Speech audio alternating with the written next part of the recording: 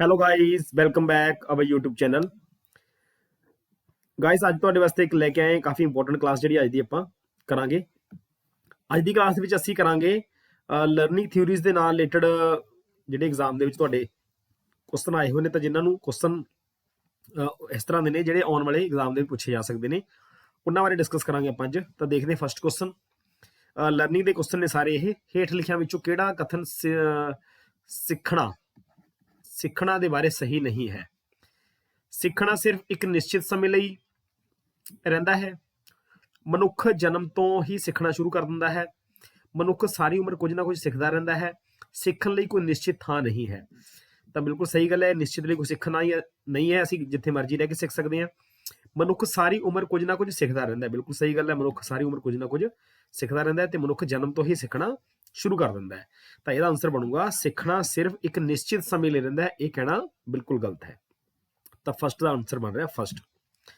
Second question ਕੀ ਕਹਿ ਰਿਹਾ ਹੈ? ਸਿੱਖਣਾ ਅਨੁਭਵ ਅਤੇ ਸਿਖਲਾਈ ਦੁਆਰਾ ਵਿਵਹਾਰ ਦੀ ਤਬਦੀਲੀ ਹੈ ਜਾਂ ਵਿਵਹਾਰ ਵਿੱਚ ਤਬਦੀਲੀ ਹੈ। ਠੀਕ ਹੈ, ਕੋਈ ਪਰਿਭਾਸ਼ਾ ਐਗਜ਼ਾਮ ਦੇ ਵਿੱਚ ਪੁੱਛੀ ਜਾ ਚੁੱਕੀ ਹੈਗੀ। ਤਾਂ ਇਹ ਪਰਿਭਾਸ਼ਾ ਕਿਹਨੇ ਦਿੱਤੀ ਸੀ? ਕਹਿੰਦਾ ਸਿੱਖਣਾ ਅਨੁਭਵ ਅਤੇ ਸਿਖਲਾਈ ਦੁਆਰਾ ਵਿਵਹਾਰ ਦੇ ਵਿੱਚ ਤਬਦੀਲੀ ਹੈ। ਤਾਂ ਕਿਹਨੇ ਦਿੱਤੀ ਸੀ? ਗੇਟਸ ਨੇ ਦਿੱਤੀ ਹੈ, ਸਕਿਨਰ ਨੇ ਦਿੱਤੀ ਹੈ, ਕਰੋ ਐਂਡ ਕਰੋ ਨੇ ਦਿੱਤੀ ਹੈ, ਜਾਂ ਇਹਨਾਂ ਵਿੱਚੋਂ ਕਿਸੇ ਨੇ ਨਹੀਂ ਦਿੱਤੀ ਹੈਗੀ। ਤਾਂ ਇਹ ਪਰਿਭਾਸ਼ਾ ਸੀ ਜੀ ਗੇਟਸ ਦੀ। ਯਾਦ ਰੱਖਣਾ ਤੁਸੀਂ, ਗੇਟਸ ਨੇ ਪਰਿਭਾਸ਼ਾ ਦਿੱਤੀ ਸੀ ਇਹ ਸਿੱਖਣਾ ਅਨੁਭਵ ਅਤੇ ਸਿਖਲਾਈ ਦੁਆਰਾ ਵਿਵਹਾਰ ਦੇ ਵਿੱਚ ਤਬਦੀਲੀ ਹੈ। ਤੀਸਰਾ ਕੁਐਸਚਨ ਦੇਖਦੇ ਹਾਂ। ਹੇਠ ਲਿਖਿਆਂ ਵਿੱਚੋਂ ਕਿਹੜਾ ਸਿੱਖਣ ਦੀ ਵਿਸ਼ੇਸ਼ਤਾ ਹੈ? ਸਿੱਖਣਾ ਦਾ ਅਰਥ ਖੋਜ ਕਰਨਾ ਹੈ, ਬਿਲਕੁਲ ਹੈ। ਸਿੱਖਣਾ ਵਾਤਾਵਰਣ ਅਤੇ ਗਤੀਵਿਧੀ ਦਾ ਉਤਪਾਦ ਹੈ, ਬਿਲਕੁਲ ਹੈ ਬਈ। ਸਿੱਖਣਾ ਵਿਅਕਤੀਗਤ ਅਤੇ ਸਮਾਜਿਕ ਦੋਨੋਂ ਹੁੰਦਾ ਹੈ, ਇਹ ਵੀ ਸਹੀ ਬਿਲਕੁਲ। ਤਾਂ ਇਹਦਾ ਮਤਲਬ ਸਾਰੇ ਆਨਸਰ ਇਹਦੇ ਬਿਲਕੁਲ ਸਹੀ ਬਣਦੇ ਨੇ। ਖੋਜ ਵੀ ਹੈ, ਵਾਤਾਵਰਣ ਦੀ ਗਤੀਵਿਧੀ ਦਾ ਉਤਪਾਦ ਵੀ ਹੈ, ਸਿੱਖਣਾ ਵਿਅਕਤੀਗਤ ਵੀ ਹੈ ਤੇ ਸਿੱਖਣਾ ਸਮਾਜਿਕ ਵੀ ਹੁੰਦਾ ਹੈ। ਚੌਥਾ ਕੁਐਸਚਨ ਦੇਖਦੇ ਹਾਂ। ਆਮ ਤੌਰ ਤੇ ਸਿੱਖਣ ਦੀਆਂ ਕਿੰਨੀਆਂ ਕਿਸਮਾਂ ਮੰਨੀਆਂ ਜਾਂਦੀਆਂ ਹਨ? 4 ਨੇ, 2 ਨੇ, 8 ਨੇ, ਜਾਂ ਇਹਨਾਂ ਵਿੱਚੋਂ ਕੋਈ ਨਹੀਂ ਹੈ। ਤਾਂ ਬਹੁਤ ਸਾਰੇ ਜਿਹੜੇ ਸਾਈਕੋਲੋਜਿਸਟ ਨੇ ਉਹ ਉਹਨਾਂ ਦਾ ਵਿਚਾਰ ਅਲੱਗ-ਅਲੱਗ ਨੇ ਵੀ ਸਿੱਖਣਾ ਕਿੰਨੇ ਪ੍ਰਕਾਰ ਦਾ ਹੁੰਦਾ ਹੈ। ਜਿਵੇਂ ਉਸ ਵੇਲੇ 4 ਪ੍ਰਕਾਰ ਦੀ ਸਿੱਖਣਾ ਦੀ ਗੱਲ ਕਰਦਾ ਹੈ। ਠੀਕ ਹੈ, ਤੇ ਜੇ ਅਸੀਂ ਬਲੂਮ ਟੈਕਸਨੋਮੀ ਨੂੰ ਦੇਖਦੇ ਹਾਂ ਤਾਂ ਉਹ 3 ਪ੍ਰਕਾਰ ਦੇ ਦੀ ਗੱਲ ਕਰਦੀ ਹੈ। ਠੀਕ ਹੈ, ਤੇ ਸਿੱਖਣ ਦੀਆਂ ਵੈਸੇ ਸਧਾਰਨ ਤੌਰ ਤੇ ਜਿਹੜੀ ਕਿਸਮਾਂ ਮੰਨੀਆਂ ਜਾਂਦੀਆਂ ਨੇ ਉਹ 2 ਹੀ ਮੰਨੀਆਂ ਜਾਂਦੀਆਂ ਨੇ, ਜਿਹਨੂੰ ਅਸੀਂ ਬੋਲਦੇ ਹਾਂ ਜਾਂ ਤਾਂ ਕਿਰਿਆਤਮਕ ਸਿੱਖਣਾ ਜਾਂ ਗਤੀਆਤਮਕ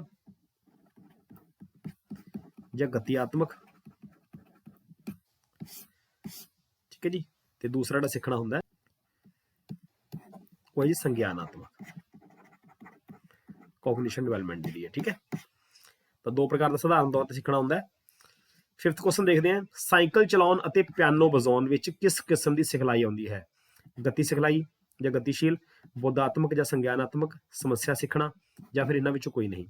ਤਾਂ ਸਾਈਕਲ ਚਲਾਉਣਾ ਕਿਉਂਕਿ ਅਸੀਂ ਗਤੀ ਕਰਦੇ ਹਾਂ, ਸਰੀਰ ਨਾਲ ਚਲਾਉਣੇ ਆ। ਪਿਆਨੋ ਨੂੰ ਅਸੀਂ ਆਪਣੇ ਹੱਥਾਂ ਨਾਲ ਚਲਾਉਣੇ ਹੁੰਦੇ ਆ। ਤਾਂ ਇਹ ਉਹ ਜੀ ਸਾਡੀ ਕਿਰਿਆਤਮਕ ਸਿਖਲਾਈ ਜਾਂ ਫਿਰ ਗਤੀਸ਼ੀਲ ਸਿਖਲਾਈ। ਤਾਂ ਇਹਦਾ ਆਨਸਰ ਬਣ ਰਿਹਾ ਜੀ ਫਸਟ ਆਨਸਰ। 6th ਕੁਐਸਚਨ ਹੈ। ਦ ਕੰਡੀਸ਼ਨ ਆਫ ਲਰਨਿੰਗ ਕਿਸ ਦੀ ਬੁੱਕ ਹੈ? ਤਾਂ ਕਾਫੀ ਫੇਮਸ ਬੁੱਕ ਹੈ, 1963 ਦੇ ਵਿੱਚ ਬੁੱਕ ਲਿਖੀ ਗਈ ਸੀਗੀ। ਤਾਂ ਕਿਹਨੇ ਲਿਖੀ? ਰਾਬਰਟ ਗੈਨੇ ਨੇ, ਵਿਲੀਅਮ ਜੇਮਸ ਨੇ, ਜਾਂ ਮੈਕਡੂਗਲ ਨੇ। ਇਹਨਾਂ ਵਿੱਚੋਂ ਕਿਸੇ ਨੇ ਨਹੀਂ ਲਿਖੀ। ਤਾਂ ਇਹ ਬੁੱਕ ਸੀ ਜੀ ਦ ਕੰਡੀਸ਼ਨ ਆਫ ਲਰਨਿੰਗ। ਇਹ ਸੀਗੀ 1963 ਦੇ ਵਿੱਚ ਲਿਖੀ ਗਈ ਬੁੱਕ ਰਾਬਰਟ ਗੈਨੇ ਦੁਆਰਾ। ਉਸੁਬੁਲ ਨੇ ਸਿੱਖਣ ਦੀਆਂ ਕਿੰਨੀਆਂ ਕਿਸਮਾਂ ਦੱਸੀਆਂ ਹਨ? ਤਾਂ ਉਸੁਬੁਲ ਨੇ ਸਿੱਖਣ ਦੀਆਂ 3, 4, 5 ਜਾਂ 8 ਕਿਸਮਾਂ ਦੱਸੀਆਂ ਨੇ। ਤਾਂ ਉਸੁਬੁਲ ਇੱਕ ਸਾਈਕੋਲੋਜਿਸਟ ਹੋਇਆ, ਇਹਨੇ ਸਿੱਖਣ ਦੀਆਂ 4 ਕਿਸਮਾਂ ਦੀ ਗੱਲ ਕੀਤੀ ਹੈਗੀ। ਤਾਂ ਕਿਹੜੀ ਕਿਹੜੀ ਗੱਲ ਕਰਦਾ ਇਹ ਗੱਲ ਕਰਦਾ ਰਿਸੈਪਸ਼ਨ, ਇਹ ਗੱਲ ਕਰਦਾ ਡਿਸਕਵਰੀ ਲਰਨਿੰਗ, ਇਹ ਗੱਲ ਕਰਦਾ ਰੋਟ ਲਰਨਿੰਗ ਦੀ, ਤੇ ਇਹ ਗੱਲ ਕਰਦਾ ਮੀਨਿੰਗਫੁਲ ਲਰਨਿੰਗ ਦੀ।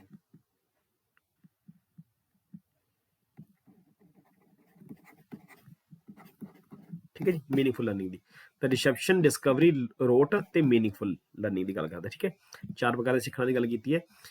ਅੱਗੇ ਆ ਗਿਆ ਜੀ। ਹੇਠਾਂ ਲਿਖੇ ਵਿੱਚੋਂ ਕਿਹੜਾ ਰਾਬਰਟ ਗੈਨੇ ਦੀ ਸਿੱਖਣ ਦੀ ਕਿਸਮ ਨਹੀਂ ਹੈ? ਤਾਂ ਉਹਨੇ 8 ਪ੍ਰਕਾਰ ਦਾ ਸਿੱਖਣਾ ਦੱਸਿਆ। ਇਹਦੇ ਸਿਧਾਂਤ ਨੂੰ ਅਸੀਂ ਹੈਰਾਰੀਕਲ ਸਿੱਖਣਾ ਦੀ ਥਿਊਰੀ ਬੋਲਦੇ ਨੇ, ਕਿਉਂਕਿ ਇਹਨੇ ਹੈਰਾਰਕੀ ਦੇ ਵਿੱਚ ਗੱਲ ਕੀਤੀ ਹੈ ਸਿੱਖਣ ਦੀ। ਇਹਨੇ 8 ਸਟੇਜਾਂ ਬਣਾਈਆਂ ਨੇ। ਠੀਕ ਹੈ ਜੀ, ਇਸ ਪ੍ਰਕਾਰ 8 ਸਟੇਜਾਂ ਬਣਾਈਆਂ ਨੇ। ਤਾਂ ਇਹਨਾਂ ਵਿੱਚੋਂ ਕਿਹੜਾ ਕਿਸਮ ਉਹਦੀ ਨਹੀਂ ਹੈ? ਸੰਕੇਤਿਕ ਸਿੱਖਣਾ ਬਿਲਕੁਲ ਹੈ। ਉਤੇਜਕ ਪ੍ਰਤੀਕਿਰਿਆ ਸਿੱਖਣਾ ਹੈ ਵੀ ਹੈਗਾ। ਠੀਕ ਹੈ, ਜਾਂ ਅਨੁਕਿਰਿਆ ਸਿੱਖਣਾ ਵੀ ਹੈ। ਸਿੱਖਣ ਦੀ ਪ੍ਰਾਪਤੀ ਜਾਂ ਸਰਲ ਲੜੀ ਸਿੱਖਣਾ, ਤਾਂ ਇਹ ਵੀ ਹੈ। ਸਰਲ ਲੜੀ ਸਿੱਖਣਾ ਵੀ ਹੈ, ਸੰਕੇਤਿਕ ਸਿੱਖਣਾ ਵੀ ਹੈ, ਤੇ ਉਤੇਜਕ ਪ੍ਰਤੀਕਿਰਿਆ ਸਿੱਖਣਾ ਵੀ ਹੈ। ਤਾਂ ਇਹਦੇ ਸਿੱਖਣ ਦੀ ਪ੍ਰਾਪਤੀ ਇਹ ਨਹੀਂ ਆਊਗਾ। ਤਾਂ ਇਹਦਾ ਆਨਸਰ ਬਣ ਰਿਹਾ ਸਾਡਾ 3rd, ਸਿੱਖਣ ਦੀ ਪ੍ਰਾਪਤੀ। 9 ਨੰਬਰ ਕੁਐਸਚਨ ਕੀ ਕਹਿ ਰਿਹਾ? ਰਾਬਰਟ ਗੈਨੇ ਦੀ ਸਿੱਖਣਾ ਦਾ ਸਭ ਤੋਂ ਜਾਂ ਸਿੱਖਿਆ ਦਾ ਸਭ ਤੋਂ ਉੱਚਾ ਪੱਧਰ ਕੀ ਮੰਨਿਆ ਗਿਆ? ਉਹਦੇ ਜਿਹੜੇ 8 ਉਹਨੇ ਸਿੱਖਣ ਦੇ ਸਿਧਾਂਤਾਂ ਦੀ ਗੱਲ ਕੀਤੀ ਹੈ, ਸਿੱਖਣ ਦੀ ਕ੍ਰਮ ਦੀ ਗੱਲ ਕੀਤੀ ਹੈ, ਉਹਦੇ ਵਿੱਚ ਸਭ ਤੋਂ ਉੱਚਾ ਪੱਧਰ ਕੀ ਮੰਨਿਆ ਗਿਆ? ਤਾਂ ਸੰਕੇਤਿਕ ਸਿੱਖਣਾ, ਸਮੱਸਿਆ ਦਾ ਹੱਲ ਸਿੱਖਣਾ, ਵੱਖਰਾ ਸਿੱਖਣਾ ਜਾਂ ਸਿੱਖਣਾ ਦੀਆਂ ਧਾਰਨਾਵਾਂ। ਤਾਂ ਸਭ ਤੋਂ ਉੱਚ ਦਰਜੇ ਦੇ ਵਿੱਚ ਜਿਹੜਾ ਉਹਨੇ ਮੰਨਿਆ ਸੀਗਾ, ਜਿਵੇਂ ਇਸ ਤਰ੍ਹਾਂ ਉਹਨੇ ਪਿਰਾਮਿਡ ਦੀ ਸ਼ਕਲ ਦੇ ਵਿੱਚ ਬਣਾਇਆ ਸੀਗਾ, ਸਭ ਤੋਂ ਪਹਿਲਾਂ ਉਹਨੇ ਦੱਸਿਆ ਸੀ ਵੀ ਬੱਚਾ ਸੰਕੇਤ ਦੇ ਰੂਪ ਵਿੱਚ ਸਿੱਖਦਾ ਹੈ। ਤਾਂ ਇਸ ਤਰ੍ਹਾਂ ਉਹਨੇ 8 ਸਿੱਖਣਾ ਦੀ ਗੱਲ ਕੀਤੀ ਹੈ ਤੇ ਸਭ ਤੋਂ ਲਾਸਟ ਤੇ ਉਹਨੇ ਦੱਸਿਆ ਜੀ ਪ੍ਰੋਬਲਮ ਸੋਲਵਿੰਗ, ਠੀਕ ਹੈ, ਜਿਹਦੇ ਵਿੱਚ ਸਮੱਸਿਆ ਨੂੰ ਹੱਲ ਕਰਨਾ ਸਿੱਖਦਾ ਬੱਚਾ। ਤਾਂ ਇਹਦਾ ਹੋਊਗਾ ਜੀ ਸੈਕੰਡ ਆਨਸਰ। 10 ਨੰਬਰ ਕੁਐਸਚਨ ਦੇਖਦੇ ਹਾਂ। ਬੱਚੇ ਦੁਆਰਾ ਗਣਿਤ ਅਤੇ ਵਿਗਿਆਨ ਦੇ ਨਿਯਮਾਂ ਨੂੰ ਸਿੱਖਣਾ, ਇਸ ਵਿੱਚ ਕਿਸ ਪ੍ਰਕਾਰ ਦਾ ਸਿੱਖਣਾ ਆਉਂਦਾ ਹੈ ਜਾਂ ਸਿੱਖਿਆ ਆਉਂਦੀ ਹੈ? ਨਿਯਮ ਸਿੱਖਣਾ, ਸਮੱਸਿਆ ਦਾ ਹੱਲ ਕਰਨਾ, ਵੱਖਰਾ ਸਿੱਖਣਾ ਜਾਂ ਫਿਰ ਧਾਰਨਾਤਮਕ ਸਿੱਖਣਾ। ਤਾਂ ਜਦੋਂ ਅਸੀਂ ਵਿਗਿਆਨ ਅਤੇ ਗਣਿਤ ਦੇ ਨਿਯਮਾਂ ਨੂੰ ਸਿੱਖ ਲੈਂਦੇ ਹਾਂ ਤਾਂ ਉਹਨੂੰ ਅਸੀਂ ਨਿਯਮ ਸਿੱਖਣਾ ਆਖਦੇ ਹਾਂ। ਤਾਂ ਇਸ ਬਿਲਕੁਲ ਸਿੰਪਲ ਆਨਸਰ ਹੈਗਾ। 10th ਨੰਬਰ ਕੁਐਸਚਨ ਦੇਖਦੇ ਹਾਂ। ਜਦੋਂ ਬੱਚਾ ਹੋਮਵਰਕ ਨਹੀਂ ਕਰਦਾ ਤਾਂ ਉਸਨੂੰ ਚਾਕਲੇਟ ਜਾਂ ਟੌਫੀ ਦਿਖਾਉਣ ਦੇ ਲਈ ਜਿਹੜਾ ਹੋਮਵਰਕ ਹੈ, ਮਤਲਬ ਦਿਖਾ ਕੇ ਅਸੀਂ ਉਹਨੂੰ ਹੋਮਵਰਕ ਕਰਵਾਇਆ ਜਾਂਦਾ ਹੈ, ਇਹ ਕਿਸ ਪ੍ਰਕਾਰ ਦੇ ਸਿੱਖਣ ਦੇ ਨਾਲ ਸੰਬੰਧਿਤ ਹੈ? ਠੀਕ ਹੈ, ਮਤਲਬ ਅਸੀਂ ਕਿਸੇ ਬੱਚੇ ਨੂੰ ਲਾਲਚ ਦਿੰਦੇ ਹਾਂ ਵੀ ਬੱਚਾ ਸਿੱਖੇ ਇਸ ਗੱਲ ਤੋਂ, ਤਾਂ ਉਹਨੂੰ ਕਿਸ ਪ੍ਰਕਾਰ ਦਾ, ਇਹ ਵੀ ਰਾਬਰਟ ਗੈਨੇ ਦਾ ਹੀ ਸਿਧਾਂਤ ਹੈ। ਤਾਂ ਰਾਬਰਟ ਗੈਨੇ ਕਿਸ ਪ੍ਰਕਾਰ ਦੇ ਸਿੱਖਣਾ ਦੀ ਗੱਲ ਕਰਦਾ ਇਹਦੇ ਵਿੱਚ? ਉਤੇਜਕ ਅਨੁਕਿਰਿਆ ਸਿੱਖਣਾ, ਨਿਯਮ ਸਿੱਖਣਾ, ਸਮੱਸਿਆ ਦਾ ਹੱਲ ਕਰਨਾ ਜਾਂ ਫਿਰ ਸਿੱਖਣ ਦੀਆਂ ਧਾਰਨਾਵਾਂ। ਹੁਣ ਜਦੋਂ ਅਸੀਂ ਕਿਸੇ ਬੱਚੇ ਨੂੰ ਚਾਕਲੇਟ ਜਾਂ ਟੌਫੀ ਦੇ ਰਹੇ ਹਾਂ, ਇਹਦਾ ਮਤਲਬ ਕੀ ਕਰ ਰਹੇ ਹਾਂ? ਅਸੀਂ ਉਹਨੂੰ ਸਟਿਮੂਲਸ ਦੇ ਰਹੇ ਹਾਂ, ਠੀਕ ਹੈ ਜੀ। ਜਦੋਂ ਅਸੀਂ ਸਟਿਮੂਲਸ ਦਿੰਦੇ ਹਾਂ, ਮਤਲਬ ਉਹਨੂੰ ਅਸੀਂ ਉਤੇਜਨਾ ਪੈਦਾ ਕਰਨ ਵਾਸਤੇ ਸਟਿਮੂਲਸ ਦਿੰਦੇ ਹਾਂ ਤਾਂ ਕਿ ਬੱਚਾ ਸਿੱਖੇ। ਤਾਂ ਇਸ ਨੂੰ ਅਸੀਂ ਬੋਲਦੇ ਨੇ ਜੀ ਉਤੇਜਕ ਅਨੁਕਿਰਿਆ ਸਿਧਾਂਤ ਜਾਂ ਸਟਿਮੂਲਸ ਰਿਸਪੌਂਸ, ਜਿਹੜਾ ਸਿੱਖਣਾ ਉਹਨੂੰ ਬੋਲਦੇ ਨੇ ਅਸੀਂ। ਨੈਕਸਟ ਆ ਗਿਆ ਚੱਲਣਾ ਅਤੇ ਦੌੜਨਾ। ਚੱਲਣਾ ਅਤੇ ਦੌੜਨਾ ਬਲੂਮ ਦੀ ਸਿੱਖਿਆ ਕਿਸ ਪ੍ਰਕਾਰ ਦੀ ਸਿੱਖਿਆ ਦੇ ਵਿੱਚ ਸ਼ਾਮਲ ਹੈ ਜਾਂ ਸਿੱਖਣਾ ਵੀ ਸ਼ਾਮਲ ਹੈ? ਕੀ ਇਹ ਕਿਰਿਆਤਮਕ ਹੈ, ਕੀ ਇਹ ਬੋਧਾਤਮਕ ਹੈ, ਕੀ ਇਹ ਪ੍ਰਭਾਵਸ਼ਾਲੀ ਹੈ, ਠੀਕ ਹੈ, ਜਾਂ ਜਿਹਨੂੰ ਅਸੀਂ ਭਾਵਨਾਤਮਕ ਬੋਲਦੇ ਨੇ, ਜਾਂ ਫਿਰ ਇਹਨਾਂ ਵਿੱਚੋਂ ਕੋਈ ਨਹੀਂ ਹੈ? ਤਾਂ ਹੁਣ ਪਤਾ ਹੈ ਵੀ ਚੱਲਣਾ ਤੇ ਦੌੜਨਾ, ਤਾਂ ਇਹ ਬੱਚਾ ਗਤੀ ਕਰੂਗਾ, ਠੀਕ ਹੈ, ਕਿਰਿਆਤਮਕ ਇਹਨੂੰ ਅਸੀਂ ਬੋਲਾਂਗੇ, ਕਿਰਿਆਤਮਕ ਜਾਂ ਫਿਰ ਗਤੀਸ਼ੀਲ ਬੋਲਾਂਗੇ। ਤਾਂ ਬਲੂਮ ਟੈਕਸੋਨੋਮੀ ਦੇ ਵਿੱਚ ਇਹ ਕਿਰਿਆਤਮਕ ਇਹਦਾ ਆਨਸਰ ਆਊਗਾ। 13 ਨੰਬਰ ਕੁਐਸਚਨ ਦੇਖਦੇ ਹਾਂ। ਮਾਪਿਆਂ ਦੁਆਰਾ ਬੱਚੇ ਪ੍ਰਤੀ ਪਿਆਰ ਅਤੇ ਹਮਦਰਦੀ ਦਿਖਾਈ ਜਾਂਦੀ ਹੈ, ਇਹਦੇ ਵਿੱਚ ਕੀ ਸ਼ਾਮਲ ਹੈ? ਠੀਕ ਹੈ, ਜਦੋਂ ਅਸੀਂ ਪਿਆਰ ਦਿਖਾਉਂਦੇ ਹਾਂ ਤੇ ਹਮਦਰਦੀ ਦਿਖਾਉਂਦੇ ਹਾਂ ਤਾਂ ਇਹਦੇ ਵਿੱਚ ਕੀ ਸ਼ਾਮਲ ਹੈਗਾ? ਇਹਦੇ ਵਿੱਚ ਭਾਵਾਤਮਕ, ਕਾਰਜਸ਼ੀਲ, ਬੋਧਾਤਮਕ ਤੇ ਉਪਰੋਕਤ ਸਾਰੇ। ਤਾਂ ਇਹ ਵੀ ਕਿਤੇ ਨਾ ਕਿਤੇ ਬਲੂਮ ਟੈਕਸੋਨੋਮੀ ਦੇ ਨਾਲ ਜੁੜਿਆ ਹੋਇਆ ਕੁਐਸਚਨ ਹੈਗਾ। ਤਾਂ ਇਹ ਆਊਗਾ ਜੀ ਭਾਵਨਾਤਮਕ, ਕਿਉਂਕਿ ਮਾਤਾ ਪਿਤਾ ਆਪਣੇ ਬੱਚੇ ਨਾਲ ਭਾਵਨਾਤਮਕ ਤੌਰ ਤੇ ਜੁੜੇ ਹੁੰਦੇ ਨੇ, ਤੇ ਜਦੋਂ ਭਾਵਨਾਤਮਕ ਤੌਰ ਤੇ ਅਸੀਂ ਕਿਸੇ ਨਾਲ ਜੁੜਦੇ ਹਾਂ ਤਾਂ ਉਦੋਂ ਹੀ ਪਿਆਰ ਅਤੇ ਹਮਦਰਦੀ ਜਿਹੜੀ ਉਹ ਦਿਖਾਈ ਜਾਂਦੀ ਹੈ। ਸਭ ਤੋਂ ਪਹਿਲਾਂ ਕਿਸੇ ਵਿਅਕਤੀ ਵਿੱਚ ਸਿੱਖਣ ਦੀ ਪ੍ਰਕਿਰਿਆ ਪਹਿਲਾਂ ਜਾਗਦੀ ਹੈ, ਠੀਕ ਹੈ, ਬੱਚੇ ਦੇ ਕਿਸੇ ਵੀ ਵਿਅਕਤੀ ਦੇ ਅੰਦਰ ਜਿਹੜੀ ਸਿੱਖਣ ਦੀ ਪ੍ਰਕਿਰਿਆ ਹੈ ਉਹ ਕਿਉਂ ਜਾਗੂਗੀ, ਕਿਉਂ ਹੁਣ ਉਸ ਤੋਂ ਬਾਅਦ ਅਨੁਕਿਰਿਆ ਕਰਨਾ ਸ਼ੁਰੂ ਕਰੂਗਾ ਜਾਂ ਕਿਰਿਆ ਕਰਨਾ ਸ਼ੁਰੂ ਕਰਦਾ ਹੁੰਦਾ ਹੈ? ਤਾਂ ਪ੍ਰੇਰਨਾ, ਵੱਖ-ਵੱਖ ਜਵਾਬ, ਨਿਸ਼ਾਨਾ ਜਾਂ ਫਿਰ ਸੰਗਠਨ। ਦੇਖੋ ਸਭ ਤੋਂ ਪਹਿਲਾਂ ਜਦੋਂ ਸਾਡੇ ਸਾਹਮਣੇ ਕੋਈ ਸਾਡਾ ਏਮ ਹੁੰਦਾ ਹੈ ਤਾਂ ਏਮ ਨੂੰ ਪ੍ਰਾਪਤ ਕਰਨ ਦੇ ਲਈ ਅਸੀਂ, ਜਾਂ ਕੋਈ ਨੀਡ ਹੁੰਦੀ ਹੈ ਸਾਡੀ, ਠੀਕ ਹੈ, ਤਾਂ ਉਸ ਨੀਡ ਨੂੰ ਪ੍ਰਾਪਤ ਕਰਨ ਦੇ ਲਈ ਅਸੀਂ ਕੀ ਕਰਦੇ ਹਾਂ? ਸਾਨੂੰ ਉਹ ਕੀ ਚੀਜ਼ ਸਾਨੂੰ ਮੋਟੀਵੇਟ ਕਰੂਗੀ, ਠੀਕ ਹੈ। ਤਾਂ ਸਭ ਤੋਂ ਪਹਿਲਾਂ ਇਹ ਅਸੀਂ ਕਿਸੇ ਚੀਜ਼ ਤੋਂ ਪ੍ਰੇਰਿਤ ਹੋਵਾਂਗੇ ਤੇ ਪ੍ਰੇਰਿਤ ਹੋ ਕੇ ਅਸੀਂ ਫਿਰ ਉਹਦੇ ਪ੍ਰਤੀ ਕੀ ਕਰਾਂਗੇ? ਅਨੁਕਿਰਿਆ ਕਰਨੀ ਸ਼ੁਰੂ ਕਰ ਦਿੰਦੇ ਹੁੰਦੇ ਹਾਂ। 15 ਨੰਬਰ ਕੁਐਸਚਨ ਦੇਖਦੇ ਹਾਂ। ਉਤੇਜਕ ਅਨੁਕਿਰਿਆ ਸਿਧਾਂਤ, ਸਟਿਮੂਲਸ ਰਿਸਪੌਂਸ ਜਿਹੜੀ ਥਿਊਰੀ ਸੀ, ਇਹ ਕਿਹਨੇ ਦਿੱਤੀ ਸੀ? ਇਹ ਥੋਰਨਡਾਈਕ ਨੇ ਦਿੱਤੀ ਹੈ, ਬੈਂਡੂਰਾ ਨੇ ਦਿੱਤੀ ਹੈ, ਵਿਲੀਅਮ ਜੇਮਸ ਨੇ ਦਿੱਤੀ ਹੈ, ਜਾਂ ਫਿਰ ਇਹ ਸਕਿਨਰ ਨੇ ਦਿੱਤੀ ਹੈ? ਹਾਂਜੀ, ਤਾਂ ਇਹਦਾ ਆਨਸਰ ਆਊਗਾ ਜੀ ਥੋਰਨਡਾਈਕ। ਥੋਰਨਡਾਈਕ ਨੇ 1913 ਦੇ ਵਿੱਚ ਇੱਕ ਸਿਧਾਂਤ ਦਿੱਤਾ ਸੀ ਜਿਹਦਾ ਨਾਮ ਹੈ ਸੰਬੰਧਵਾਦ ਦਾ ਸਿਧਾਂਤ। ਸੰਬੰਧਵਾਦ ਦਾ ਸਿਧਾਂਤ, ਤਾਂ ਇਹਨੂੰ ਅਸੀਂ ਸਟਿਮੂਲਸ ਰਿਸਪੌਂਸ ਥਿਊਰੀ ਦੇ ਨਾਮ ਨਾਲ ਵੀ ਜਾਣਦੇ, ਜਾਂ ਐਸਾ ਥਿਊਰੀ ਵੀ ਇਹਨੂੰ ਅਸੀਂ ਬੋਲ ਦਿੰਦੇ ਹੁੰਦੇ ਹਾਂ। ਨੈਕਸਟ ਹੈ ਥੋਰਨਡਾਈਕ ਦੀ ਰਿਲੇਸ਼ਨਸ਼ਿਪ ਥਿਊਰੀ ਦਾ ਦੂਸਰਾ ਨਾਮ ਕੀ ਹੈ? ਠੀਕ ਹੈ, ਸੰਬੰਧਵਾਦ, ਮਤਲਬ ਸੰਬੰਧਵਾਦ ਥਿਊਰੀ ਦਾ ਦੂਸਰਾ ਨਾਮ ਕੀ ਹੈ? ਤਾਂ ਇਹਨੂੰ ਬਾਰੰਬਾਰਤਾ ਦਾ ਸਿਧਾਂਤ ਵੀ ਕਿਹਾ ਜਾਂਦਾ, ਬਿਲਕੁਲ ਸਹੀ ਹੈ। ਭੁੱਲ ਅਤੇ ਯਤਨ ਦਾ ਸਿਧਾਂਤ ਵੀ ਕਿਹਾ ਜਾਂਦਾ, ਕੋਸ਼ਿਸ਼ ਅਤੇ ਗਲਤੀ ਦਾ ਸਿਧਾਂਤ ਵੀ ਕਿਹਾ ਜਾਂਦਾ, ਉਪਰੋਕਤ ਸਾਰੇ। ਤਾਂ ਇਹਦਾ ਆਨਸਰ ਆਊਗਾ ਜੀ ਉਪਰੋਕਤ ਸਾਰੇ। ਜਿਹੜੀ ਇਹਨੇ ਰਿਲੇਸ਼ਨਿਜ਼ਮ ਦੀ ਥਿਊਰੀ ਜਾਂ ਸੰਬੰਧਵਾਦ ਜਿਹੜੀ ਥਿਊਰੀ ਦਿੱਤੀ ਹੈ ਉਹਦੇ ਸਾਰੇ ਨਾਮ ਨੇ। ਬਾਰੰਬਾਰਤਾ ਦਾ ਸਿਧਾਂਤ ਵੀ ਕਿਹਾ ਜਾਂਦਾ ਇਹਨੂੰ, ਭੁੱਲ ਅਤੇ ਯਤਨ ਦਾ ਸਿਧਾਂਤ ਵੀ ਕਿਹਾ ਜਾਂਦਾ, ਕੋਸ਼ਿਸ਼ ਅਤੇ ਗਲਤੀ ਦਾ ਸਿਧਾਂਤ ਵੀ ਕਿਹਾ ਜਾਂਦਾ, ਤੇ ਉਪਰੋਕਤ ਇਹਦਾ ਆਨਸਰ ਸਾਡਾ ਬਣ ਜਾਊਗਾ ਸਾਰੇ। ਨੈਕਸਟ ਕੁਐਸਚਨ ਦੇਖਦੇ ਹਾਂ। ਥੋਰਨਡਾਈਕ ਨੇ ਕਿਸ ਤੇ ਪ੍ਰਯੋਗ ਕੀਤਾ ਸੀ? ਦੇਖੋ ਹੁਣ ਬਿਲਕੁਲ ਸਿੰਪਲ ਕੁਐਸਚਨ ਹੈ, ਤੁਹਾਨੂੰ ਹਰੇਕ ਨੂੰ ਪਤਾ ਹੋਣਾ ਚਾਹੀਦਾ। ਇਹ ਕੁੱਤੇ ਤੇ ਬਿੱਲੀ ਤੇ ਖਰਗੋਸ਼ ਤੇ, ਤੁਹਾਨੂੰ ਪਤਾ ਵੀ ਥੋਰਨਡਾਈਕ ਨੇ ਬਿੱਲੀ ਦੇ ਉੱਪਰ ਪ੍ਰਯੋਗ ਕੀਤਾ ਸੀ, ਤੇ ਬਿੱਲੀ ਦੇ ਉੱਪਰ ਪ੍ਰਯੋਗ ਕਰਕੇ ਨੇ ਆਪਣੇ ਸਿਧਾਂਤ ਨੂੰ ਜਿਹੜਾ ਸੀਗਾ ਉਹ ਦੱਸਿਆ ਸੀਗਾ। ਸਿੱਖਣ ਦੇ 3 ਨਿਯਮ ਕਿਸ ਦੇ ਨਾਲ ਸੰਬੰਧਿਤ ਹਨ? ਥੋਰਨਡਾਈਕ ਦੇ, ਪੈਵਲੋਵ ਦੇ, ਬੈਂਡੂਰਾ ਦੇ, ਜਾਂ ਫਿਰ ਸਕਿਨਰ ਨੇ? ਤਾਂ ਬਿਲਕੁਲ ਸਿੰਪਲ ਆਨਸਰ ਹੈ ਇਹਦਾ। ਸਿੱਖਣਾ ਦੇ ਜਿਹੜੇ 3 ਜਿਹੜੇ ਪ੍ਰਾਇਮਰੀ ਨਿਯਮ ਦਿੱਤੇ ਸੀ ਉਹ ਥੋਰਨਡਾਈਕ ਨੇ ਦਿੱਤੇ ਸੀ, ਤਾਂ ਜਿਹਦੇ ਵਿੱਚ ਉਹ ਗੱਲ ਕਰਦਾ ਹੈ ਲਾਅ ਆਫ ਰੈਡੀਨੈਸ ਦੀ, ਤਤਪਰਤਾ ਦੇ ਨਿਯਮ ਦੀ। ਦੂਸਰਾ ਉਹ ਪ੍ਰਭਾਵ ਦੇ ਨਿਯਮ ਦੀ ਗੱਲ ਕਰਦਾ ਹੈ, ਤੇ ਉਸ ਤੋਂ ਬਾਅਦ ਉਹ ਅਭਿਆਸ ਦੇ ਨਿਯਮ ਦੀ ਗੱਲ ਕਰਦਾ ਹੈ, ਠੀਕ ਹੈ। ਤੇ ਇਹ 3 ਨਿਯਮ ਦੱਸੇ ਨੇ ਉਹਨੇ, law of readiness, law of effect ਤੇ ਲਾਅ ਆਫ ਐਕਸਰਸਾਈਜ਼। ਤਾਂ ਇਹ 3 ਨਿਯਮ ਨੇ, ਵੈਰੀ ਇੰਪੋਰਟੈਂਟ ਨੇ। ਸਭ ਤੋਂ ਪਹਿਲਾਂ ਸਿੱਖਣ ਦੇ ਨਿਯਮਾਂ ਦੀ ਖੋਜ ਕਿਹਨੇ ਕੀਤੀ ਸੀ? ਕੋਲਰ ਨੇ, ਥॉर्नडाइक ਨੇ, ਹੱਲ ਨੇ ਜਾਂ ਪੈਵਲੋਵ ਨੇ? ਤਾਂ ਬੜਾ ਸਿੰਪਲ ਜਿਹਾ ਇਹਦਾ ਆਨਸਰ ਹੈਗਾ। ਤਾਂ ਇਹ ਕਿਹਨੇ ਕੀਤੀ ਸੀ? ਇਹ ਕੀਤੀ ਸੀ ਥॉर्नडाइक ਨੇ।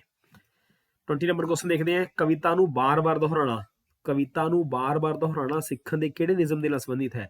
ਦੇਖੋ ਹੁਣ ਜਦੋਂ ਬਾਰ-ਬਾਰ ਦੁਹਰਾਈ ਹੋ ਰਹੀ ਹੈ ਤਾਂ ਫਿਰ ਇਹ ਥॉर्नडाइक ਦੇ ਅਭਿਆਸ ਦੇ ਨਿਯਮ ਨਾਲ, ਇਹ ਤਿਆਰੀ ਦੇ ਨਿਯਮ ਨਾਲ ਹੈ, ਥॉर्नडाइक ਦੇ ਪ੍ਰਭਾਵ ਜਾਂ ਨਤੀਜੇ ਨਾਲ ਹੈ, ਇਹਨਾਂ ਵਿੱਚੋਂ ਕੋਈ ਨਹੀਂ।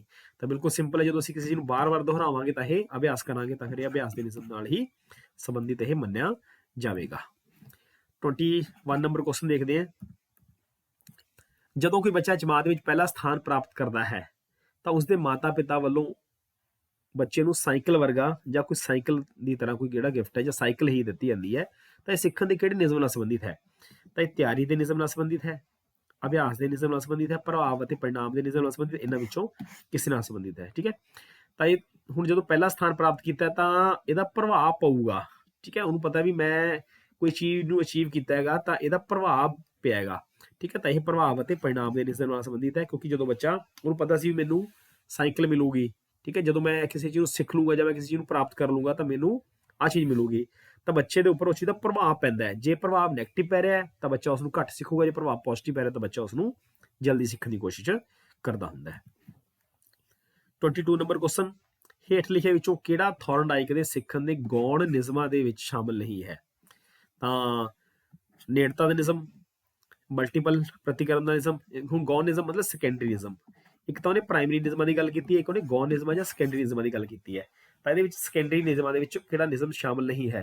ਨੇੜਤਾ ਦਾ ਨਿਯਮ ਵੀ ਸ਼ਾਮਲ ਹੈ, ਜਦੋਂ ਸਾਡੀ ਕੋਈ ਚੀਜ਼ ਨੇੜੇ ਹੁੰਦੀ ਹੈ। ਮਲਟੀਪਲ ਪ੍ਰਤੀਕਰਮ ਮਤਲਬ ਜਦੋਂ ਅਸੀਂ ਕਈ ਤਰੀਕੇ ਨਾਲ ਪ੍ਰਤੀਕਰਮ ਕਰਦੇ ਹੈਗੇ। ਅਭਿਆਸ ਦਾ ਨਿਯਮ ਤੇ ਮਾਨਸਿਕ ਸੰਰਚਨਾ ਨਿਯਮ। ਹੁਣ ਦੇਖੋ ਜਿਹੜਾ ਅਭਿਆਸ ਦਾ ਨਿਯਮ ਉਹਨੇ ਦਿੱਤਾ ਸੀਗਾ ਉਹ ਪ੍ਰਾਇਮਰੀ ਨਿਯਮਾਂ ਦੇ ਵਿੱਚ ਹੀ ਦਿੱਤਾ ਸੀ, ਸਾਨੂੰ ਇਸ ਗੱਲ ਦਾ ਪਤਾ ਹੈਗਾ। ਤਾਂ ਇਹਦਾ ਆਨਸਰ ਆ ਜਾਊਗਾ ਥਰਡ ਆਨਸਰ ਸਾਡਾ, ਅਭਿਆਸ ਦਾ ਨਿਯਮ। 23 ਨੰਬਰ ਕੁਐਸਚਨ ਦੇਖਦੇ ਹਾਂ। ਥॉर्नडाइक ਦੇ ਕਿਹੜੇ ਨਿਯਮ ਦੇ ਤਹਿਤ ਨਵੇਂ ਗਿਆਨ ਦਾ ਪਿਛਲੇ ਗਿਆਨ ਦੇ ਨਾਲ ਮਿਲਾਪ ਹੁੰਦਾ ਹੈ? ਜਦੋਂ ਸਾਡਾ ਪੁਰਾਣਾ ਕੋਈ ਸਿੱਖਿਆ ਹੁੰਦਾ ਹੈ ਤਾਂ ਅਸੀਂ ਅਗਲੀ ਚੀਜ਼ ਨੂੰ ਜਲਦੀ ਸਿੱਖ ਜਾਂਦੇ ਹਾਂ। ਠੀਕ ਹੈ, ਤਾਂ ਇਹ ਮਾਨਸਿਕ ਸੰਰਚਨਾ ਦਾ ਕਾਨੂੰਨ ਜਾਂ ਸਿਧਾਂਤ, ਨੇੜਤਾ ਦਾ ਨਿਯਮ, ਅੰਸ਼ਿਕ ਕਿਰਿਆ ਦਾ ਕਾਨੂੰਨ ਜਾਂ ਨਿਯਮ,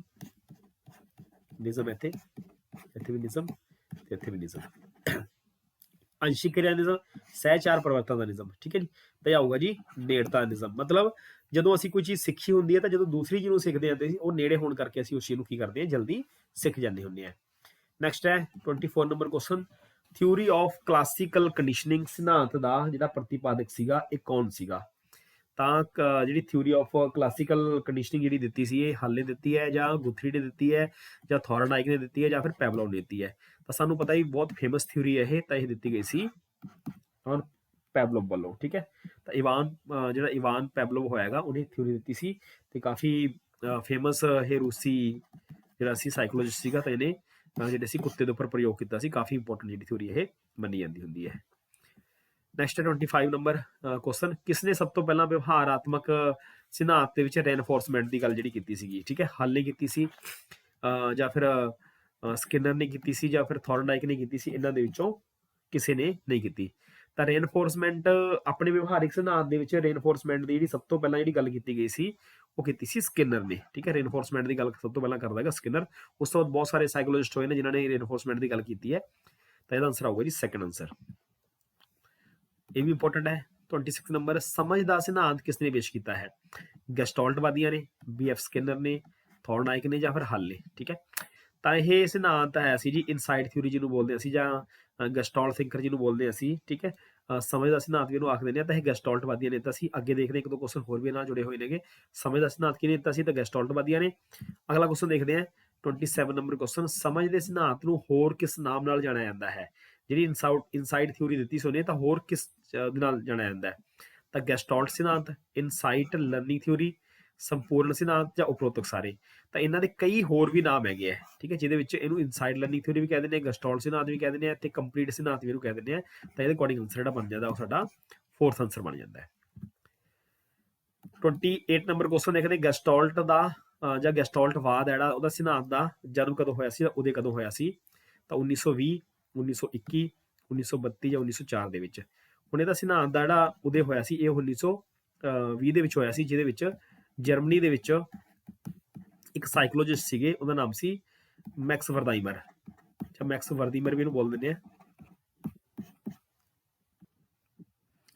ਮੈਕਸ ਵਰਦਾਈਮਰ ਨੇ ਕੀ ਕੀਤਾ ਸੀ? ਮੈਕਸ ਵਰਦਾਈਮਰ ਨੇ ਬਹੁਤ ਸਾਰੀਆਂ ਜਿਹੜੀ ਥਿਊਰੀਆਂ ਪਹਿਲਾਂ ਚੱਲ ਰਹੀਆਂ ਸੀ ਉਹਨਾਂ ਦਾ ਖੰਡਨ ਕਰਦੇ ਹੋਏ ਇਹ ਦੱਸਿਆ ਸੀ ਵੀ ਵਿਅਕਤੀ ਸੂਝ ਦੁਆਰਾ ਸਿੱਖਦਾ ਹੈ।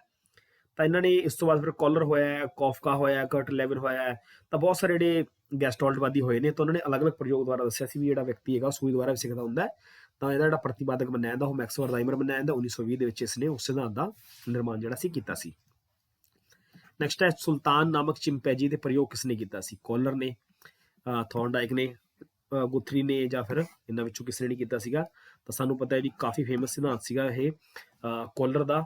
ਇਹਨੇ ਸੁਲਤਾਨ ਨਾਮਕ ਇੱਕ ਚਿੰਪੈਂਜੀ ਦੇ ਉੱਪਰ ਪ੍ਰਯੋਗ ਕੀਤਾ ਸੀਗਾ। ਕਾਫੀ ਸਾਰੇ ਪ੍ਰਯੋਗ ਇਸ ਚਿੰਪੈਂਜੀ ਦੇ ਉੱਪਰ ਕੀਤੇ ਗਏ ਸੀਗੇ, ਜਿਹਦੇ ਵਿੱਚ ਦੱਸਿਆ ਸੀਗਾ ਵੀ ਕੋਈ ਵੀ ਜਿਹੜਾ ਬਾਲਕ ਹੈ ਉਹ ਆਪਣੀ ਸਮੱਸਿਆ ਨੂੰ ਇੱਕ ਹੋਰ ਰੂਪ 'ਚ ਦੇਖਦਾ ਹੈਗਾ। ਇਨਸਾਈਟ ਥਿਊਰੀ ਆਪਣੀ ਸਮੱਸਿਆ ਨੂੰ ਹੱਲ ਕਰਨ ਦੇ ਲਈ ਕੀ ਕਰਦਾ, ਉਹ ਆਪਣੀ ਸੂਝ ਦੀ ਵਰਤੋਂ ਕਰਦਾ ਹੁੰਦਾ ਹੈ। ਤਾਂ 29 ਦਾ ਬਣ ਜਾਈ ਫਸਟ ਆਨਸਰ। 30 ਨੰਬਰ ਕੁਐਸਚਨ ਹੈ, ਕਾਫੀ ਇੰਪੋਰਟੈਂਟ ਕੁਐਸਚਨ ਹੈ, ਹਰ ਪੇਪਰ ਦੇ ਵਿੱਚ ਪੁੱਛਿਆ ਜਾਂਦੇ ਨੇ ਕੁਐਸਚਨ ਇਸ ਤਰ੍ਹਾਂ ਦੇ ਜੀਨ ਪਿਆਜੇ ਨਾਲ ਰਿਲੇਟਡ। ਜੀਨ ਪਿਆਜੇ ਨੇ ਬੋਧਾਤਮਕ ਜਾਂ ਸੰਗਿਆਨਾਤਮਕ ਵਿਕਾਸ ਦੇ ਕਿੰਨੇ ਪੜਾਅ ਦੀ ਜਿਹੜੀ ਗੱਲ ਕੀਤੀ ਹੈ? ਤਾਂ ਉਹਨੇ 3 ਪੜਾਅ ਦੱਸੇ ਨੇ, ਜਾਂ 4 ਦੱਸੇ ਨੇ, ਜਾਂ 6 ਦੱਸੇ ਨੇ, ਤਾਂ 8 ਦੱਸੇ ਨੇ। ਤਾਂ ਸਾਨੂੰ ਪਤਾ ਹੈ ਵੀ ਜੀਨ ਪਿਆਜੇ ਨੇ 4 ਪੜਾਅ ਦੀ ਗੱਲ ਜਿਹੜੀ ਕੀਤੀ ਹੈ। ਕਾਫੀ ਇੰਪੋਰਟੈਂਟ ਪੜਾਅ ਜਿਹੜੇ ਮੰਨੇ ਜਾਂਦੇ ਨੇ ਇਹਦੇ ਵਿੱਚ, ਠੀਕ ਹੈ। ਤਾਂ ਇਹ ਕਾਫੀ ਵਾਰ ਜਿਹੜਾ ਐਗਜ਼ਾਮ ਦੇ ਵਿੱਚ ਕੁਐਸਚਨ ਜਿਹੜਾ ਪੁੱਛ ਲਿਆ ਗਿਆ ਹੈਗਾ ਕਿ ਕਿੰਨੇ ਪੜਾਅ ਨੇ, ਸਭ ਤੋਂ ਪਹਿਲਾ ਪੜਾਅ ਕਿਹੜਾ ਹੈਗਾ, ਸੈਕੰਡ ਪੜਾਅ ਕਿਹੜਾ ਹੈਗਾ, ਤੇ ਦੂਸਰਾ ਪੜਾਅ ਕਿਹੜਾ ਹੈ, ਤੀਸਰਾ ਪੜਾਅ ਕਿਹੜਾ ਹੈ, ਜਾਂ ਫਿਰ ਲਾਸਟ ਪੜਾਅ ਕਿਹੜਾ ਹੈ, ਠੀਕ ਹੈ। ਤਾਂ ਇਹ ਤੁਸੀਂ ਯਾਦ ਰੱਖਣਾ ਹੈ ਜੀ, ਠੀਕ ਹੈ। ਜਿਹਦੇ ਵਿੱਚ ਅਸੀਂ ਜਿਵੇਂ ਫਸਟ ਪੜਾਅ ਹੈਗਾ ਤਾਂ ਉਹਨੂੰ ਅਸੀਂ ਸੈਂਸਰੀ ਮੋਟਰ ਜਾਂ ਸੰਵੇਦੀ ਪ੍ਰੇਰਕ ਪੜਾਅ ਵੀ ਬੋਲ ਦਿੰਦੇ ਹਾਂ। ਤੇ ਦੂਸਰਾ ਪੜਾਅ ਹੁੰਦਾ ਜੀ ਸਾਡਾ ਪੂਰਵ ਸੰਕਿਰਿਆਤਮਕ ਪੜਾਅ ਹੈਗਾ। ਤੇ ਤੀਸਰਾ ਪੜਾਅ ਜਿਹੜਾ ਸਾਡਾ ਮੂਰਤ ਸੰਕਿਰਿਆਤਮਕ ਹੁੰਦਾ। ਤੇ ਚੌਥਾ ਪੜਾਅ ਜਿਹੜਾ ਸਾਡਾ ਲਾਸਟ ਹੁੰਦਾ ਜੀ ਉਹ ਫਾਰਮਲ, ਜਾਂ ਜਿਹਨੂੰ ਅਸੀਂ ਔਪਚਾਰਿਕ ਪੜਾਅ ਬੋਲ ਦਿੰਦੇ ਹਾਂ, ਔਪਚਾਰਿਕ ਕਿਰਿਆਤਮਕ ਪੜਾਅ ਬੋਲ ਦਿੰਦੇ ਹਾਂ, ਜਾਂ ਫਿਰ ਫਾਰਮਲ ਪੜਾਅ ਨੂੰ ਬੋਲ ਦਿੰਦੇ ਹਾਂ। ਤੇ 4 ਪੜਾਅ ਦੀ ਗੱਲ ਕੀਤੀ ਇਹਦੇ ਵਿੱਚ। 31 ਨੰਬਰ ਕੁਐਸਚਨ ਹੈ, ਦੀ language and thought of the child. The language and the thought of the child ਜਿਹੜੀ ਬੁੱਕ ਹੈ, ਕਾਫੀ ਫੇਮਸ ਬੁੱਕ ਸੀਗੀ ਇਹ। ਤੇ ਇਸ ਬੁੱਕ ਦੀ ਜਿਹੜੀ ਰਚਨਾ ਹੋਈ ਸੀ ਇਹ ਕੀਤੀ ਗਈ ਸੀ 1923 ਦੇ ਵਿੱਚ। ਤਾਂ ਕਿਹਨੇ ਕੀਤੀ ਸੀ? ਕੀਤੀ ਸੀ ਸਕਿਨਰ ਨੇ, ਥੌਰਨਡਾਈਕ ਨੇ, ਹਲ ਨੇ, ਜਾਂ ਫਿਰ ਜੀਨ ਪਿਆਜੇ ਨੇ। ਤਾਂ ਇਸ ਕਿਤਾਬ ਦੀ ਜਿਹੜੀ ਰਚਨਾ ਕੀਤੀ ਸੀ ਇਹ ਕੀਤੀ ਸੀ ਜੀਨ ਪਿਆਜੇ ਦੁਆਰਾ। ਕਾਫੀ ਫੇਮਸ ਬੁੱਕ ਹੈ ਇਹਨਾਂ ਦੀ। ਕਾਫੀ ਸਾਰੀ ਹੋਰ ਵੀ ਬੁੱਕਸ ਇਹਨਾਂ ਨੇ ਲਿਖੀਆਂ ਨੇਗੀਆਂ, ਤਾਂ ਇਹਨਾਂ ਵਿੱਚੋਂ ਇੱਕ ਬੁੱਕ ਇਹ ਵੀ ਹੈ। ਤਾਂ 1923 ਦੇ ਵਿੱਚ ਇਸ ਬੁੱਕ ਦੀ ਰਚਨਾ ਜਿਹੜੀ ਸੀ ਉਹ ਕੀਤੀ ਗਈ ਸੀ। ਜੀਨ ਪਿਆਜੇ ਨੇ ਕਿਸ ਤੇ ਪ੍ਰਯੋਗ ਕੀਤਾ ਸੀ? ਆਪਣੇ ਹੀ ਬੱਚਿਆਂ ਤੇ, ਕੁੱਤਿਆਂ ਤੇ, ਬਿੱਲੀਆਂ ਤੇ, ਜਾਂ ਇਹਨਾਂ ਵਿੱਚੋਂ ਕੋਈ ਨਹੀਂ। ਤਾਂ ਜੀਨ ਪਿਆਜੇ ਨੇ ਜਿਹੜੀ ਕੋਗਨੀਸ਼ਨ ਡਿਵੈਲਪਮੈਂਟ ਦੀ ਥਿਊਰੀ ਦਿੱਤੀ ਹੈ, ਸੰਗਿਆਨਾਤਮਕ ਵਿਕਾਸ ਦਾ ਜਿਹੜਾ ਸਿਧਾਂਤ ਦਿੱਤਾ, ਇਹਨਾਂ ਨੂੰ ਰਚਨਾਵਾਦ ਦਾ ਫਾਦਰ ਹੀ ਮੰਨਿਆ ਜਾਂਦਾ ਹੈਗਾ। ਵੀ ਬੱਚਾ ਆਪਣੇ ਆਲੇ ਦੁਆਲੇ ਤੋਂ ਸਿੱਖਦਾ ਹੈ, ਜਾਂ ਬੱਚਾ ਆਪਣੀ ਸਮਝ ਬਣਾ ਕੇ ਸਿੱਖਦਾ ਹੁੰਦਾ ਹੈ। ਤਾਂ ਇਹ ਜਿਹੜਾ ਰਚਨਾਵਾਦ ਦਾ ਬੱਚਾ ਆਪਣੀ ਨੌਲੇਜ ਨੂੰ ਆਪ ਇਕੱਠਾ ਕਰਦਾ ਹੁੰਦਾ ਹੈ। ਤਾਂ ਜਿਹੜਾ ਸਿਧਾਂਤ ਦਿੱਤਾ ਸੀ ਕੋਗਨੀਸ਼ਨ ਡਿਵੈਲਪਮੈਂਟ ਦਾ, ਜੀਨ ਪਿਆਜੇ ਨੇ ਦਿੱਤਾ ਸੀ। ਤਾਂ ਉਹਨਾਂ ਨੇ ਕੀ ਕੀਤਾ ਸੀ, ਆਪਣੇ ਹੀ ਬੱਚਿਆਂ ਦੇ ਉੱਪਰ, ਇਹਨਾਂ ਦਾ ਇੱਕ ਬੇਟਾ ਸੀਗਾ ਤੇ 2 ਇਹਨਾਂ ਦੀ ਬੇਟੀਆਂ ਸੀਗੀਆਂ, ਇਹਨਾਂ ਦੇ ਉੱਪਰ ਪ੍ਰਯੋਗ ਕੀਤੇ ਸੀਗੇ। ਤੇ ਇਹਨਾਂ ਦੇ ਪੁੱਤਰ ਦਾ ਨਾਮ ਸ਼ਾਇਦ ਲਾਰੈਂਟ ਸੀ, ਤੇ ਇਹਨਾਂ ਦੀ ਪੁੱਤਰੀਆਂ ਜਿਹੜੀਆਂ ਸੀਗੀਆਂ ਇੱਕ ਲਿਊਸਨ ਸੀ ਤੇ ਇੱਕ ਜੈਕਲਿਨ। ਲਿਊਸਨ ਤੇ ਜੈਕਲਿਨ। ਲਾਰੈਂਟ ਸੀ ਇਹਨਾਂ ਦਾ ਬੇਟਾ, ਤੇ ਲਿਊਸਨ ਤੇ ਜੈਕਲਿਨ ਇਹਨਾਂ ਦੀ ਬੇਟੀਆਂ ਸੀਗੀਆਂ। ਇਹਨਾਂ ਦੇ ਉੱਪਰ ਹੀ ਪ੍ਰਯੋਗ ਕਰਕੇ ਇਹਨਾਂ ਨੇ ਆਪਣੇ ਸਿਧਾਂਤ ਦਾ ਜਿਹੜਾ ਨਿਰਮਾਣ ਸੀ ਉਹ ਕੀਤਾ ਸੀ। ਸਕੀਮਾ ਦਾ ਕੀ ਅਰਥ ਹੈ? ਸਕੀਮਾ ਕਾਫੀ ਇੰਪੋਰਟੈਂਟ ਹੈ। 3-4 ਟਰਮਸ ਨੇ ਪਿਆਜੇ ਦੇ ਸਿਧਾਂਤ ਦੇ ਨਾਲ ਜੁੜੀਆਂ ਹੋਈਆਂ, ਜਿਵੇਂ ਸਕੀਮਾ ਹੈ, ਸੈਮੂਲੇਸ਼ਨ ਹੈ, ਠੀਕ ਹੈ, ਕੋਮੋਡੇਸ਼ਨ ਹੈ, ਤੇ ਕਾਫੀ ਇੰਪੋਰਟੈਂਟ ਨੇ। ਇਹਦਾ ਕੀ ਅਰਥ ਹੈ?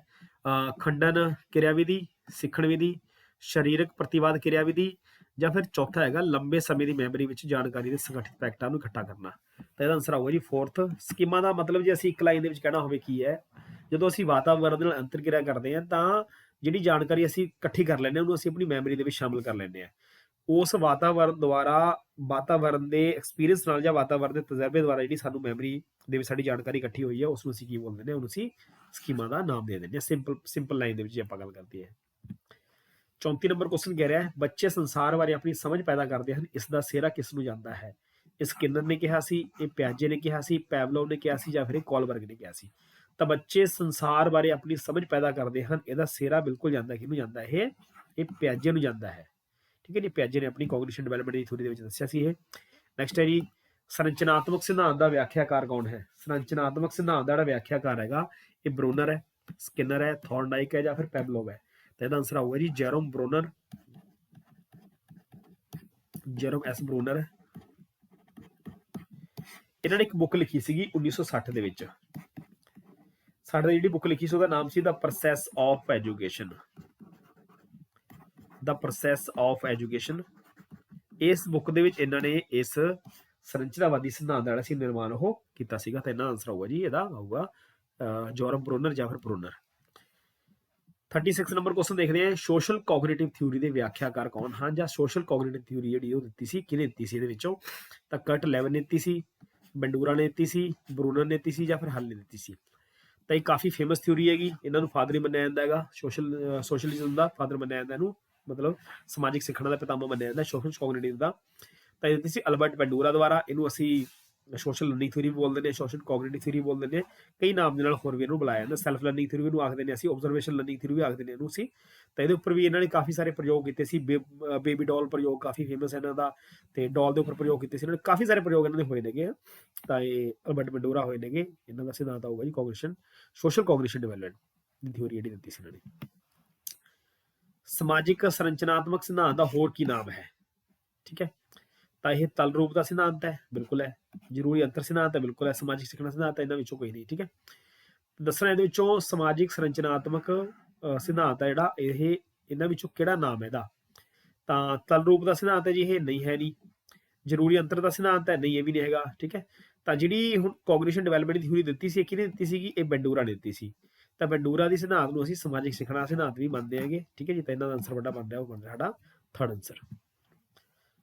38 ਨੰਬਰ ਕੁਐਸਚਨ ਕੀ ਕਹਿ ਰਿਹਾ ਹੈ? ਅਸੀਂ ਕਰਕੇ ਸਿੱਖਦੇ ਹਾਂ, ਇਹ ਕਿਹਨੇ ਕਿਹਾ ਸੀ? ਕਿਹਦਾ ਵਿਚਾਰ ਸੀ ਜਿਹੜਾ ਕਰਕੇ ਸਿੱਖਦੇ ਹਾਂ? ਯੋਰਮ ਕੀ ਬਿਲਕੁਲ ਸਹੀ ਹੈ, ਸਿੰਪਸਨ ਹਾਂਜੀ, ਡਾਕਟਰ ਮੈਂਸ ਜਾਂ ਫਿਰ ਕੋਲੋਸੈਨਿਕ, ਇਹਨਾਂ ਵਿੱਚੋਂ ਕੀ ਸਹੀ ਹੈ? ਤਾਂ ਇਹ ਵਿਚਾਰ ਦਿੱਤਾ ਸੀ ਜੀ ਸਿੰਪਸਨ ਦੁਆਰਾ। ਇਹ ਯਾਦ ਰੱਖ ਲਓ ਸੀ ਵੀ ਸਿੰਪਸਨ ਨੇ ਇਹ ਕਿਹਾ ਸੀ ਅਸੀਂ ਕਰਕੇ ਸਿੱਖਦੇ ਹਾਂ, ਲਰਨਿੰਗ ਬਾਈ ਡੂਇੰਗ। ਕੋਲਰ ਉਸ ਸਿੱਖਿਆ ਨੂੰ ਸਾਬਤ ਕਰਨਾ ਚਾਹੁੰਦਾ ਸੀ, ਮਤਲਬ ਕੋਲਰ ਨੇ ਜਿਹੜੀ ਵੀ ਆਪਣੀਆਂ ਪ੍ਰਯੋਗ ਕੀਤੇ ਨੇ ਉਹਨੇ ਚਿੰਪੈਂਜੀ ਦੇ ਉੱਪਰ ਪ੍ਰਯੋਗ ਕੀਤਾ, ਜਾਂ ਫਿਰ ਜਿਹੜੇ ਹੋਰ ਵੀ ਪ੍ਰਯੋਗ ਕੀਤੇ ਨੇ ਉਹਨੇ, ਤਾਂ ਉਹ ਕੀ ਦੱਸਣਾ ਚਾਹੁੰਦਾ ਸੀ ਉਹਦੇ ਵਿੱਚ? ਇਹ ਇੱਕ ਅਜਿਹੀ ਸਥਿਤੀ ਹੈ ਜਿਸ ਵਿੱਚ ਮਨੁੱਖ ਪਸ਼ੂ ਨਾਲੋਂ ਉੱਤਮ ਹੈ। ਇਹ ਦੱਸਣਾ ਚਾਹੁੰਦਾ ਸੀ ਵੀ ਕੀ ਮਨੁੱਖ ਪਸ਼ੂ ਨਾਲੋਂ ਉੱਤਮ ਹੈ?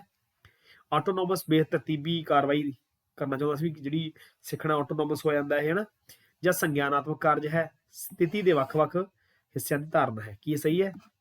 ਠੀਕ ਹੈ ਜੀ, ਤਾਂ ਇਹਦੇ ਵਿੱਚ ਸਹੀ ਹੈ ਵੀ ਇਹ ਦੱਸਣਾ ਚਾਹੁੰਦਾ ਸੀ ਵੀ ਜਿਹੜਾ ਸਿੱਖਣਾ ਹੈਗਾ ਉਹ ਇੱਕ ਸੰਗਿਆਨਾਤਮਕ ਕਾਰਜ ਹੈ। ਠੀਕ ਹੈ, ਮਤਲਬ ਬੱਚਾ ਜਿਹੜਾ ਹੈਗਾ ਉਹ, ਜਾਂ ਵਿਅਕਤੀ ਜਿਹੜਾ ਹੈਗਾ ਕੋਈ ਵੀ ਹੈ, ਉਹ ਆਪਣੀ ਸੂਝ ਦੁਆਰਾ ਸਿੱਖਦਾ ਹੈਗਾ। ਇਨਸਾਈਟ ਥਿਊਰੀ ਜਿਹੜੀ ਦਿੱਤੀ ਇਹਦੇ ਵਿੱਚ। ਤੇ ਇਸ ਤੋਂ ਬਾਅਦ ਆਪਾਂ ਗੱਲ ਕਰਦੇ ਹਾਂ ਲਾਸਟ ਕੁਐਸਚਨ ਦੀ, ਦੂਸਰੇ ਵਿਅਕਤੀ ਦੇ ਬਾਹਰੀ ਵਿਵਹਾਰ ਦੀ ਨਕਲ। ਮਤਲਬ ਜਦੋਂ ਅਸੀਂ ਦੂਸਰੇ ਵਿਅਕਤੀ ਨੂੰ ਦੇਖ ਕੇ ਸਿੱਖਦੇ ਹਾਂ ਤਾਂ ਉਹਨੂੰ ਕੀ ਕਿਹਾ ਜਾਂਦਾ ਹੈ? ਤਾਂ ਸਿੱਖਣਾ ਕਿਹਾ ਜਾਂਦਾ ਹੈ, ਅਨੁਕਰਨ ਕਿਹਾ ਜਾਂਦਾ ਹੈ, ਕਲਪਨਾ ਕਿਹਾ ਜਾਂਦਾ ਹੈ, ਜਾਂ ਫਿਰ ਚਿੰਤਨ ਕਿਹਾ ਜਾਂਦਾ ਹੈ। ਤਾਂ ਜਦੋਂ ਅਸੀਂ ਕਿਸੇ ਦੂਸਰੇ ਵਿਅਕਤੀ ਦੇ ਵਿਵਹਾਰ ਨੂੰ ਦੇਖ ਕੇ ਉਹਦੀ ਨਕਲ ਕਰਦੇ ਹਾਂ ਤਾਂ ਇਹਨੂੰ ਅਸੀਂ ਕਹਿੰਦੇ ਅਨੁਕਰਨ। ਅਸੀਂ ਬੋਲਦੇ ਨੇ ਅਨੁਕਰਨ ਜਾਂ ਅਨੁਕਰਨ ਦੁਆਰਾ ਸਿੱਖਣਾ। ਠੀਕ ਹੈ, ਤਾਂ ਅਸੀਂ ਤੁਹਾਡੇ ਟੌਪ 40 ਕੁਐਸਚਨ ਲਰਨਿੰਗ ਥਿਊਰੀ ਬਾਰੇ, ਤੇ ਆਈ ਹੋਪ ਕਿ ਤੁਹਾਨੂੰ ਅੱਜ ਦੀ ਵੀਡੀਓ ਪਸੰਦ ਆਈ ਹੋਊਗੀ। ਤੇ ਬਹੁਤ ਬਹੁਤ ਧੰਨਵਾਦ ਤੁਹਾਡਾ। ਜੇ ਤੁਹਾਨੂੰ ਅੱਜ ਦੀ ਵੀਡੀਓ ਪਸੰਦ ਆਉਂਦੀ ਹੈ ਤਾਂ ਪਲੀਜ਼ ਸਾਡੇ ਚੈਨਲ ਨੂੰ ਸਬਸਕ੍ਰਾਈਬ ਕਰਿਓ, ਲਾਈਕ ਕਰਿਓ, ਸ਼ੇਅਰ ਕਰਿਓ, ਕਮੈਂਟ ਕਰਕੇ ਦੱਸਿਓ ਵੀ ਅੱਜ ਦੀ ਵੀਡੀਓ ਤੁਹਾਨੂੰ ਕਿਸ ਤਰ੍ਹਾਂ ਦੀ ਲੱਗੀ ਹੈ। ਤੇ ਤੁਹਾਡੀ ਇਹਨਾਂ ਲਾਈਕ ਦੇ ਨਾਲ, ਇਹਨਾਂ ਕਮੈਂਟ ਦੇ ਨਾਲ, ਤੁਹਾਡੇ ਵੀਡੀਓ ਸ਼ੇਅਰ ਕਰਨ ਦੇ ਨਾਲ ਸਾਨੂੰ ਐਪਰੀਸ਼ੀਏਸ਼ਨ ਮਿਲਦੀ ਹੈ, ਤਾਂ ਕਿ ਅਸੀਂ ਹੋਰ ਵਧੀਆ ਤਰੀਕੇ ਨਾਲ ਵੀਡੀਓ ਬਣਾ ਸਕੀਏ। ਤਾਂ ਪਲੀਜ਼ ਇਹਨੂੰ ਵੱਧ ਤੋਂ ਵੱਧ ਸ਼ੇਅਰ ਕਰ ਰਹੇ ਹੋ। ਤੇ ਜੇ ਤੁਸੀਂ ਸਾਡੇ ਚੈਨਲ ਨੂੰ ਅਜੇ ਤੱਕ ਸਬਸਕ੍ਰਾਈਬ ਨਹੀਂ ਕੀਤਾ ਤਾਂ ਪਲੀਜ਼ ਸਾਡੇ ਚੈਨਲ ਨੂੰ ਸਬਸਕ੍ਰਾਈਬ ਕਰ ਲਿਓ। ਮਿਲਦੇ ਹਾਂ ਨੈਕਸਟ ਵੀਡੀਓ ਦੇ ਵਿੱਚ, ਅਗਲੀ ਕਲਾਸ ਦੇ ਵਿੱਚ, ਇਸੇ ਤਰ੍ਹਾਂ ਦੀ ਇੱਕ ਵਧੀਆ ਕਲਾਸ ਦੇ ਨਾਲ। ਤਦ ਤੱਕ ਲਈ ਬਾਏ, ਥੈਂਕ ਯੂ।